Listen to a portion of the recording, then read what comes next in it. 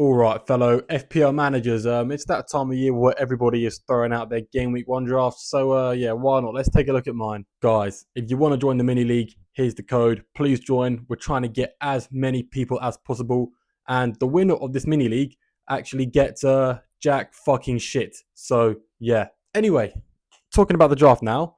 First up, we've got the goalkeeper position. Obviously, we've got Turner as the 4 million goalkeeper. It seems like it's what everyone's doing. I mean, there's like a 2% chance he's going to be the starting keeper for Forest, but we've got no other leads, so we're all picking him. And in goal, we've got to go with that Chelsea goalkeeper. Reason being, Chelsea are a pretty good defence. Well, they weren't at the beginning of last season, but they picked it up towards the end of last season, and he's a 4.5 mil keeper. I know Sanchez may not be confirmed yet, but if it's not Sanchez, then we can easily just switch to Petrovic before the season starts. Pre-season will tell us everything we need to know. So it seems like a pretty straightforward decision.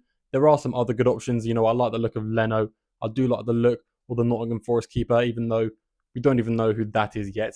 Could be Sells, or it could be that 6'8" giant they just signed. Not much else to talk about on the goalkeepers, so we are going to head straight to the defence. Now, the structure of defences seems pretty much the same in everybody's team, whether you're going with Haaland, whether you're going without Haaland. First, you've got that expensive kind of premium defender. Maybe it's Trent, maybe it's an Arsenal defender, maybe it's Gvardiol. In my case, it is Gvardiol. Or maybe it's Trippier. I'm not a big fan of Trippier, guys, so maybe pick one of the other guys. The reason I have gone with Gvardiol over all of the others is first, his fixtures are better than most of the others, even though he starts with a hard game. The next two after that are pretty easy. I'm not picking an Arsenal player because their fixtures are quite hard, and I know it's risky going without Arsenal, but if I do make a mistake and Arsenal turn out to be great, then I'm pretty sure I have an easy switch to maybe an Arsenal midfielder or an Arsenal defender. And Trent is a good option, but I'm not picking Trent because that extra 1 mil I do want to spend elsewhere on the pitch. I just couldn't fit him in, and he's not my highest priority, especially because we don't actually know how they're going to play yet. I mean, we see how they played in the Eredivisie, but saying that Ten Hag's playing style at Man United is completely different to what it was in the Netherlands League, so there's no guarantees there. While there is risk with Gvardiol and Pep Roulette, I think Pep has found his new Cancelo, especially towards the end of last season. And worst case scenario, if Gvardiol is a rotation player, I've got that easy switch to an Arsenal defender, so it's not the end of the world. The rest of the defence, like everyone else's, is filled out with 3 4.5 defenders and 1 4 mil defender that can all rotate throughout the first few game weeks. The defenders I have gone with first is Murillo. The reason I choose Murillo is because the Forest fixtures are very good. And some of you may not know this if you don't look at the stats, but they were 4th best in underlying data-wise with the expected clean sheets and the expected goals against. The next one I picked is Mikalenko, who's currently sitting on my bench. You know, he just doesn't quite make the cut. Everton defense seems pretty easy to pick from. They got the second most clean sheets last season, and Mikalenko is 4.5 mil. And finally, final spot in the defense on the pitch is Mr. Daniel Byrne. Now, Dan Byrne seems like the most reliable 4.5 mil Newcastle defender at this point. That's the only reason I've picked him. I would have picked Botman, but he's somehow still injured. If anything changes and there's a more reliable 4.5 defender from Newcastle, then I'll pick that person. But yeah, it's easy to change. Once again, pre-season can tell us pretty much everything, especially towards the end. And my 4 mil defender is Harwood Bellis. I mean, you can pretty much pick whoever. Goalkeepers and defense are finished now, so we're going to be talking about that midfield. Now, first off, we're going to start with a banger. We got Mr. Mo Salah.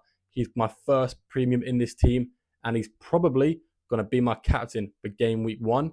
It may be a Newcastle player, but for now, sticking with Salah because, you know, he's a premium. You know, he's been good at like the past 7 years, so obviously it's going to be Salah. Anyway, don't need to explain why I've picked him. On to Gordon now. Gordon is my player covering that Newcastle attack, and that Southampton home game was also, you know, a very tempting captaincy choice, but I think I'm going to play it safe. No reason to play it risky in the first game week of the season. I love Gordon. I think he's way too cheap at 7.5 mil. He was so reliable last season, especially in those home games where he only got 2 blanks in home games last season. So at Southampton, playing home, you can safely assume he is going to get a return, whether it's a goal, whether it's an assist or whatever, you know. Next to him, we do have Garnacho, and Garnacho is actually a placeholder just for game week 1. I mean, I really like the look of Nkunku, but I don't want to bring him in game week 1 The reason I don't want to bring him in game week 1 is you already know it. It's playing Man City. So I've gone with Garnacho, playing home to Fulham, a pretty good fixture for game week 1. Then if all goes to plan, I'm going to bring in Kunku game week 2, where Chelsea's fixture run picks up quite nicely. I mean, the worrying thing is in case Garnacho maybe gets a double-digit haul, I may not be so eager to sell him, especially being a Man United fan. I'm going to be carrying some bias there. So we'll see how that one goes. But for now, that's the plan. Garnacho game week 1 into Nkunku game week 2. Then finally, finishing off the midfield 4, we've got a player that everyone loves, and it is Eze. Now, I don't know whether Eze is going to get better or worse with the departure of Elise, but we're just going to have to wait and find out. His point predictions are very high, and a lot of the experts seem to like him, so it seems like the right play at 7 mil. I think he is also quite cheap. I mean, his fixture run is mid at best. I mean, it's not amazing, but it's definitely not bad. And he was the last player I picked in this team with 7 mil budget left and 1 midfielder spot left. It just seemed right to pick Eze. If there's anyone else around that price point, feel free to let me know. Morgan Gibbs White was very tempting, but I'm going to be targeting that Forest attack somewhere else. You will see in a bit. The 5th midfielder is on my bench. It's Luongo. I'm trying to look at his name now, guys. I don't know how to pronounce it, but yeah, he's basically point fodder, 4.5 mil bench warmer who played every game pretty much last season for Ipswich Town. So pretty simple choice there. Didn't get many goals, but that's not what he's in the team for. Worst case scenario, he just comes off the bench for an extra 1 or 2 points. The downfall of this midfield is you got no Saka, you got no Foden, you got no Palmer, all the other, high, nearly premium price midfielders haven't been able to go for, and you probably all already know why. It's because of the big man in the thumbnail. It is Mr. Haaland, who is starting off my front 3. Guys, there's a lot of people going without Haaland in FPL this year, and I can see why people are going without Haaland. The main reason I'm going with Haaland is because I'm seeing a lot of these mid-price midfielders on my team, like Gordon, like Eze, like Garnacho / Nkunku, and I believe they can hold their weight. They can hold their own against Saka, Foden, and Palmer. That's why I feel like it's best to go with the Haaland team for now.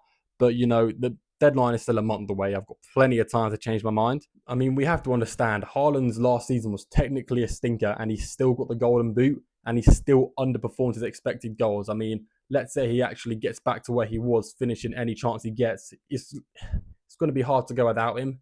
Another reason is that it's so much easier to have Haaland than sell him if he's not good enough, rather than not owning Haaland and having to rearrange our whole team to bring him in when we realise he is actually insane. The next forward I want to talk about is actually Chris Wood. Guys, I've got a bone to pick with a lot of people here. I mean, I'm seeing so many people pick João Pedro at 5.5 mil, and I just do not get it. Guys, he was bad last season and he had no underlying data. The only sort of attraction he had was penalties.